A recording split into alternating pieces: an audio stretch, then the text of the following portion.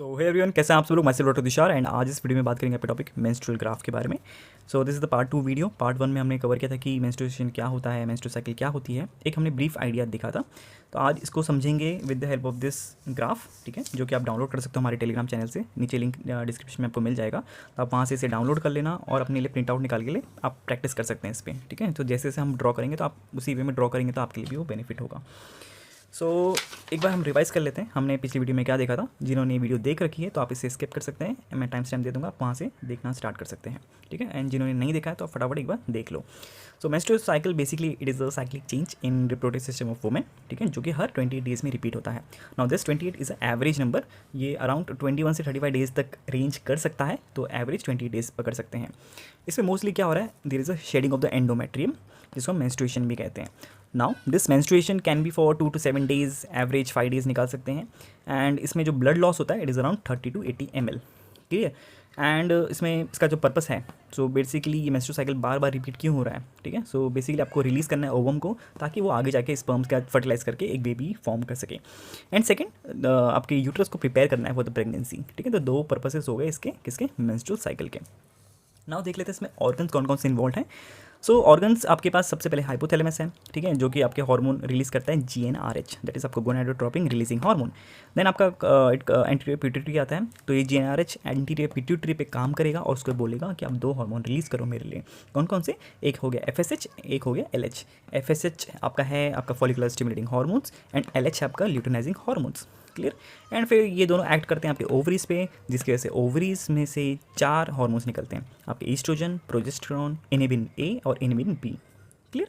And ये सब काम कहाँ पे हो रहा है, ये सब काम यूट्रस में हो रहा है, क्योंकि उसकी जो वॉल होती है उसकी थिकनिंग होती है और शेडिंग होती है, ठीक है, ऑफ द एंडोमेट्रियम, क्लियर। बात करेंगे फेजेस की, तो आपके जो मेंस्ट्रुअल साइकिल है आप इसको पहले 2 में डिवाइड करो। एक हो गया ओवरियन साइकिल, जो ओवरी के अंदर हो रही है, और दूसरी साइकिल आपके यूट्रस में हो रही है। तो जो ओवरी की साइकिल है उसमें अगेन 3 पार्ट्स हैं इसके, या 3 फेजेस हैं। आप इसको FOL करके याद रखना। F stands for the follicular phase, जो कि डे 1 से डे 14 तक चलती है। Then comes the ovulatory phase, जो कि 14th डे को होता है आपका, मोस्टली ओवुलेशन उस दिन होता है जब ओवम रिलीज होगा। And L it stands for the luteal phase, that is from 15 to 28 days, ठीक है। एंड वैसे ही साइमल्टेनियसली आपके यूट्रस में भी साइकिल चलती रहेगी, ठीक है, ओवरलैप करता है दोनों। तो जो M है that is for the menstrual cycle, day 1 से डे 5 तक चलेगा। उसके बाद आता है stage proliferative phase, that is आपका डे 6 से डे 14 तक। एंड लास्ट में आपका सेक्रेटरी फेज आता है, जो कि एकदम लूटियल फेज पे कोइंसाइड करता है, ये भी आपके डे 14 से 28 डेज तक चलता है, क्लियर।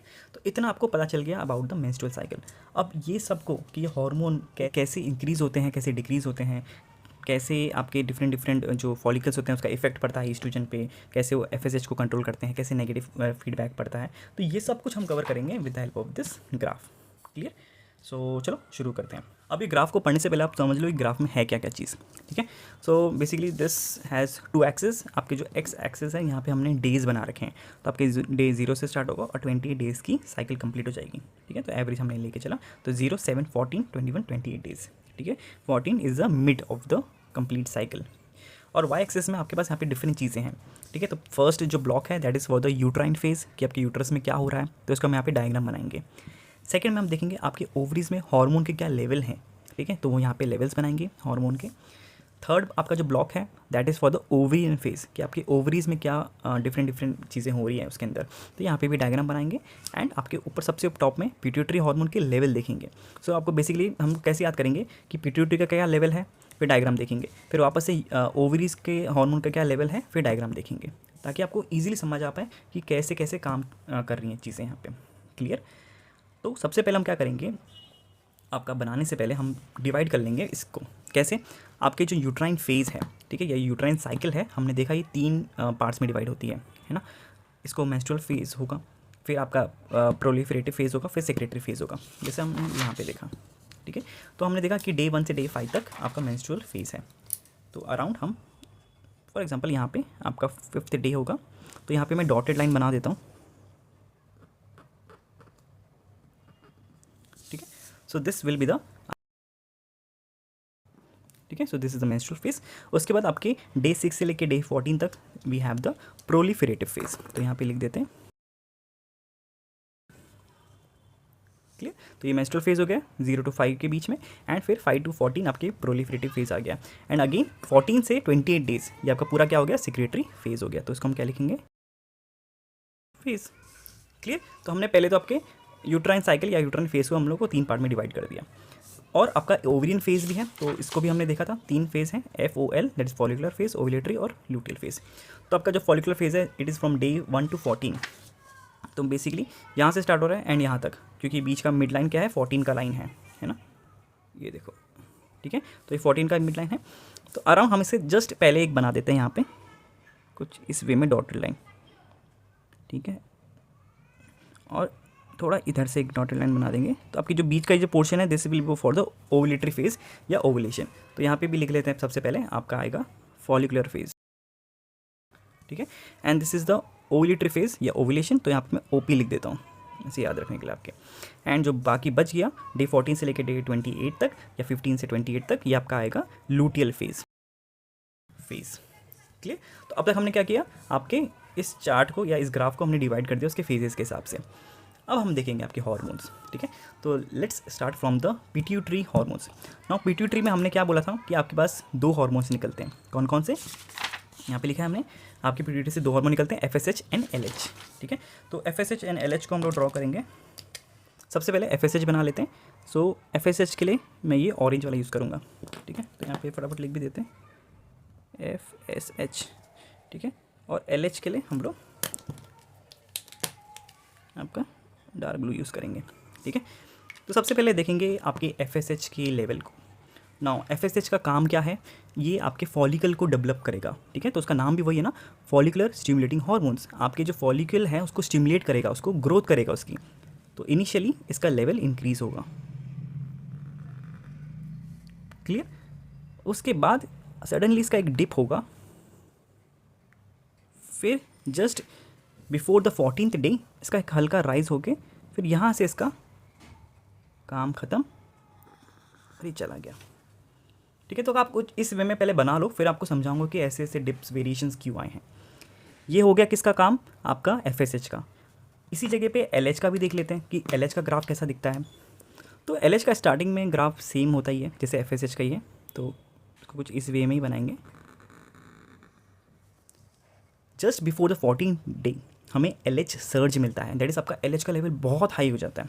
तो कुछ इस वे में इसको डिनोट करेंगे, ठीक है। एंड उसके बाद उसका भी स्लोली डिप डाउन होके वो भी एकदम मिनिमम हो जाता है।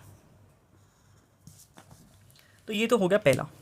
अब इसमें आपने नोटिस किया कि मोस्टली जो इनका काम हो रहा है that is in the follicular phase, ठीक है। आपके फॉलिकुलर फेज़ में ही इनका मोस्टली काम हो रहा है, उसके बाद तो ये फ्लैट एंड डाउन है, ठीक है।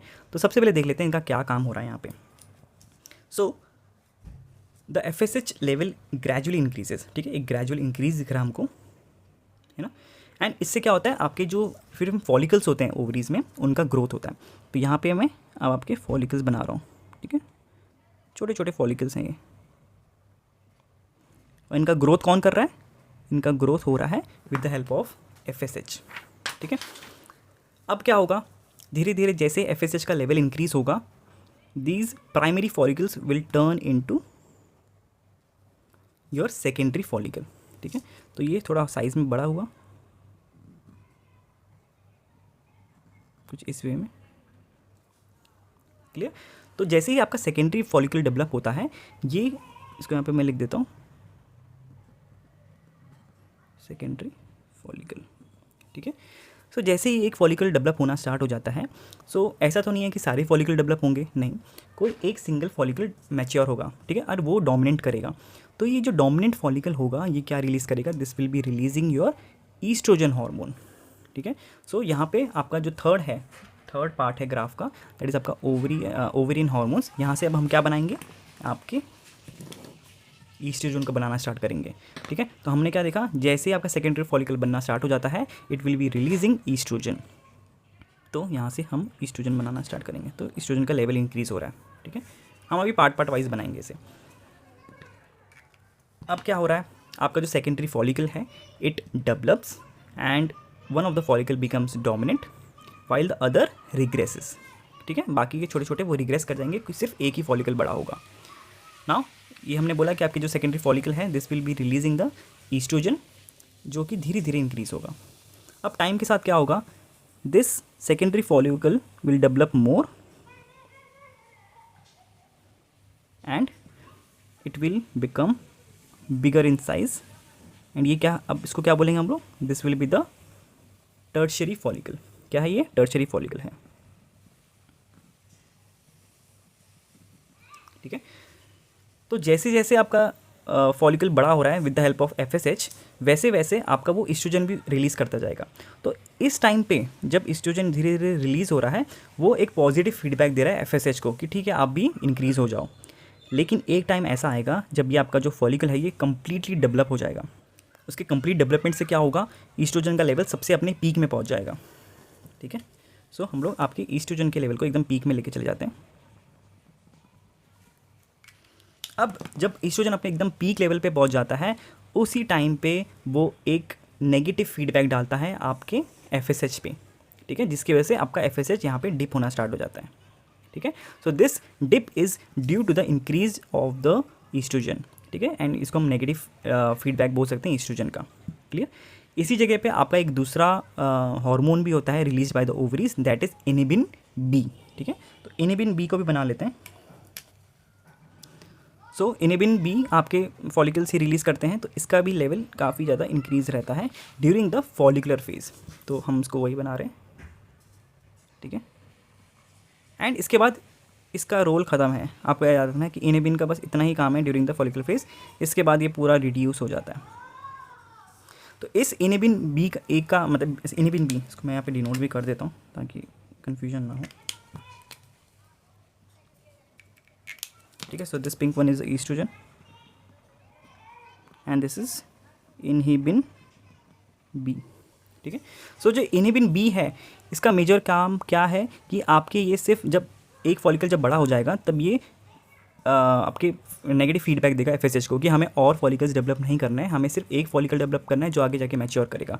तो यहाँ पे दो हार्मोन्स काम कर रहे हैं, आपका ईस्ट्रोजन भी इसी वे में काम कर रहा है और आपका इनिबिन बी है ये भी ऐसे ही काम कर रहा है कि आपके FSH को रिड्यूस डाउन कर रहा है। नाउ व्हाट हैपेंस, ये टर्शरी फॉलिकल और डेवलप होगा एंड ये ग्रेजुअली क्या करेगा, आपके ओवम को रिलीज़ करेगा ड्यूरिंग द 14th डे। ठीक है, and also during this time ऐसा वो रिलीज़ क्यों करेगा, it is due to the LH hormone. ठीक है, आपने देखा यहाँ पे 14th डे, ये जो 14th डे है, ठीक है, जस्ट बिफोर दैट आपका जो LH का वॉल्यूम है वो बहुत ज़्यादा इंक्रीज़ हो जाता है। ठीक है, उसके बहुत ज़्यादा इंक्रीज़ होने की वजह से क्या होता है, आपके जो फॉलिकल है इट रप्चर्स एंड वहाँ से क्या निकलता है, वहाँ से आपका ओवम बाहर निकल जाता है। तो यहाँ पे हम वही बनाते हैं ड्यूरिंग द ओवुलेटरी फेज़। ठीक है, जो एक दिन का है। तो यहाँ पे क्या हुआ,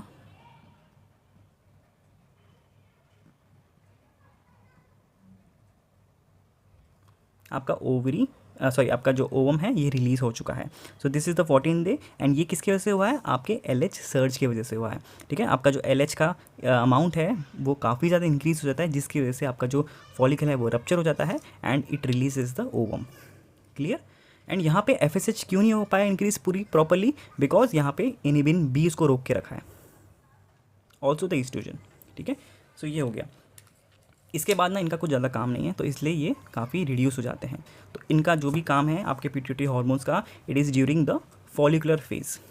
क्लियर, अब हम क्या बढ़ेंगे, आगे बढ़ते जाएंगे। दिस ओवम तो निकल गया, अभी ओवम जाएगा आगे फर्टिलाइज होगा स्पर्म से या नहीं होगा वो अलग बात है, लेकिन जो आपका फॉलिकल है ये क्या होगा, it will convert into corpus luteum. ठीक है, so this is the corpus luteum. अब ये कॉर्पस लूटियम क्या करेगा, ठीक है, वो समझ लेते हैं। तो पहले हमने अभी तक क्या देखा, आपका ईस्ट्रोजन देख लिया यहाँ पे और इनिबिन बी देख लिया। इनिबिन बी का क्या काम है, it is produce by the granular cells of the developing follicles. ठीक है, and its level peak during the mid follicular phase. आपने देखा ना कि जो इसका जो पीक है वो कब आ रहा है, आपके फॉलिकुलर फेज के मिड में आ रहा है। क्लियर, और क्या है, and it provides negative feedback to the pituitary suppressing the FSH release. So this help in preventing the development of other follicles, allowing only one mature follicle to ovulate. ठीक है. And during this end phase of the follicular phase हमने क्या देखा, high level of oestrogen है and it provide the negative feedback, तो FSH कम हो गया है, लेकिन इसी जगह पे आपका वो पॉजिटिव फीडबैक जाता है किसको, आपके LH पे, एंड LH जैसे ही एकदम हाई पीक जाता है तो आपका जो ये है क्या बोलते हैं इसको, फॉलिकल है, इट रप्चर्स एंड आपका ओवुलेशन प्रोसेस कंप्लीट हो जाता है. ठीक है, यहाँ तक हमने देख लिया. ओवुलेशन में हमने क्या देखा, it is triggered by the LH surge. तो मैच्योर जो फॉलिकल है it releases the ovum into the peritoneum cavity and उसके बाद वो 24 आवर्स तक वायल रहता है जब तक फर्टिलाइजेशन नहीं रहता है. ठीक है, and finally we enter the luteal phase. Luteal phase में क्या हो रहा है, आपका जो फॉलिकल था ये बन जाता है कॉर्पस लूटियम. अब ये जो कॉर्पस लूटियम है it will be releasing the next hormone that is progesterone. ठीक है, प्रोजेस्टेरॉन अब तक रिलीज़ हो रहा था लेकिन बहुत नेग्लिजिबल अमाउंट में, अब प्रोजेस्टेरॉन की अगली बारी आ गई.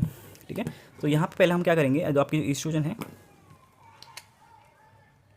इसका भी काम मोस्टली कंप्लीट हो गया है तो इसको हम थोड़ा फॉल कर देंगे. एंड पर यहाँ पे हमने क्या देखा, आपके जो प्रोजेस्टेरॉन है उसका लेवल इंक्रीज़ हो गया है. तो प्रोजेस्टेरॉन के लिए हम लोग ग्रीन ले लेते हैं. ठीक है, तो यहाँ पे प्रोजेस्टेरॉन एकदम हल्का हल्का है, लेकिन during the formation of the corpus luteum he release कर रहा है प्रोजेस्टेरॉन को, तो यहाँ पे प्रोजेस्टेरॉन का लेवल इंक्रीज़ हो गया. क्लियर हो गई बात. नाउ अब यहाँ पे क्या होता है, यहाँ पे जो ओवम है इस पे डिपेंड करता है कि कॉर्पस लूटियम का क्या होगा. अगर ओवम फर्टिलाइज हो जाता है, ठीक है, if the ovum gets fertilize by the sperm, so वो जो एम्ब्रियो बनेगा that embryo will release HCG hormone. ठीक है, अब ये जो HCG हार्मोन है जो यूरिन टेस्ट भी करते हैं प्रेगनेंसी के लिए, तो इस हार्मोन की वजह से क्या होगा, it preserves the corpus luteum. ठीक है, तो मतलब एम्ब्रियो अगर बन गया तो उसने एक केमिकल रिलीज़ किया HCG जो कि कॉर्पस लूटियम को बनाए रखेगा. क्यों बनाए रखेगा, क्योंकि कॉर्पस लूटियम प्रोजेस्टेरॉन रिलीज़ करता है और प्रोजेस्टेरॉन क्या करता है, थिकनिंग ऑफ द एंडोमेट्रियम करता है, मतलब वो प्रिपेयर कर रहा है आपकी यूट्रस को, तो इसलिए वहाँ पे उसका रोल आ जाता है. ठीक है, तो यहाँ पे अब थोड़ा मेंस्ट्रुअल इसका भी देख लेते हैं कि आपके एंडोमेट्रियम में क्या हो रहा है. ठीक है, सो फर्स्ट तो आपका मेंस्ट्रुअल फेज है, तो यहाँ पे शेडिंग ऑफ द एंडोमेट्रियम होगा, तो हम उसको कुछ इसमें भी बनाएंगे. ठीक है, फिर आपका जो प्रोलिफरेटिव फेज़ है जिसमें ईस्ट्रोजन का लेवल इंक्रीज़ हो रहा है, तो यहाँ पे आपका वापस एंडोमेट्रियम का फॉर्मेशन स्टार्ट हो जाता है. तो यहाँ से एंडोमेट्रियम का ऊपर गया. ठीक है, आपके मतलब एंडोमेट्रियम थिक हो गई है. So this is basically the endometrium.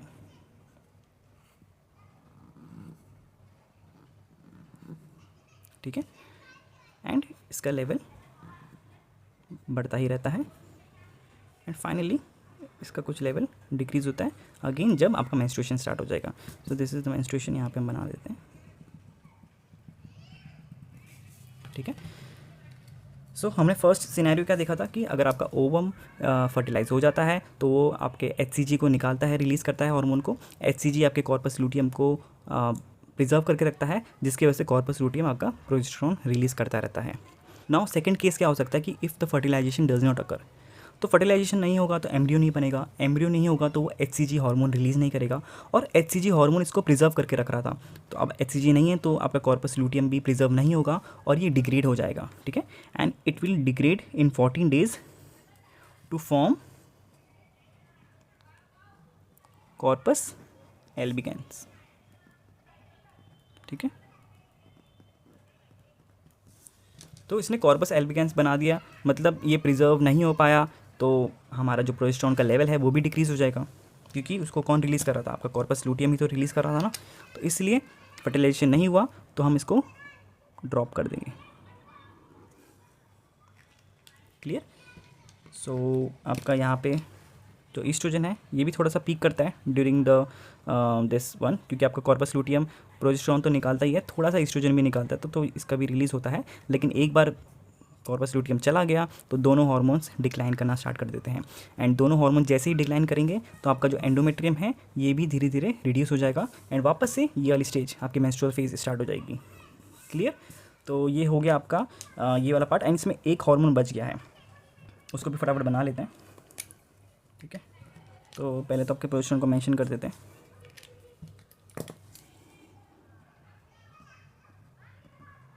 ठीक है, ये प्रोजेस्टेरॉन हो गया, एंड आपका नेक्स्ट हार्मोन जो हम बना रहे हैं दैट इज़ इनिबिन का दूसरा भाई, दैट इज़ आपका इनिबिन A. ठीक है, सो B पहले एक्टिवेट होता है और इनिबिन A बाद में एक्टिवेट होता है। सो इनिबिन ए का भी क्या काम है?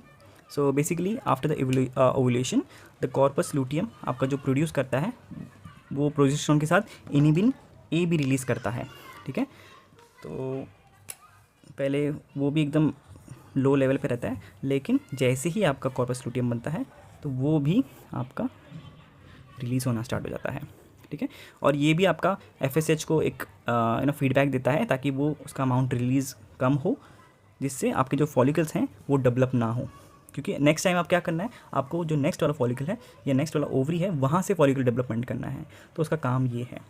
सो आप देखेंगे अगर कि ड्यूरिंग द फॉलिकुलर फेज़ आपका इनिबिन बी था जो FSH को रोक के रख रहा था, एंड आपका ल्यूटियल फेज़ में इनिबिन ए है जो कि FSH को रोक के रख रहा है। क्लियर? सो ये हो गया आपका total chart of the menstrual cycle, ठीक है। सो आई होप आप समझ गए होंगे, एंड हो सकता है आपको बहुत सारे डाउट्स भी हों, ठीक है। So no problem in that, आप एक दो बार वीडियो देखेंगे, समझेंगे इसको, और इसकी नेक्स्ट वीडियो में मैं आपको पूरा जो एग्ज़ाम नोट्स होते हैं वो भी प्रोवाइड कर दूंगा, तो आपको और बेटर अंडरस्टैंडिंग मिल जाएगी।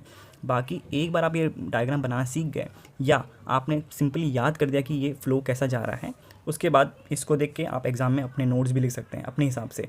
आपको बस यही चीज़ एक्सप्लेन करनी है, कौन कब राइज़ कर रहा है और क्यों राइज़ कर रहा है। Clear? So this was all about the menstrual cycle. I hope आप वीडियो आपको अच्छी लगी होगी, एंड कोई भी डाउट होगा तो नीचे कमेंट सेक्शन में ज़रूर से पूछ लेना।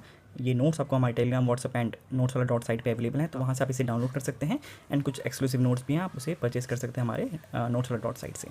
तो बस आज के लिए इतना यार, मिलते हैं नेक्स्ट वीडियो में। Till then take care, bye.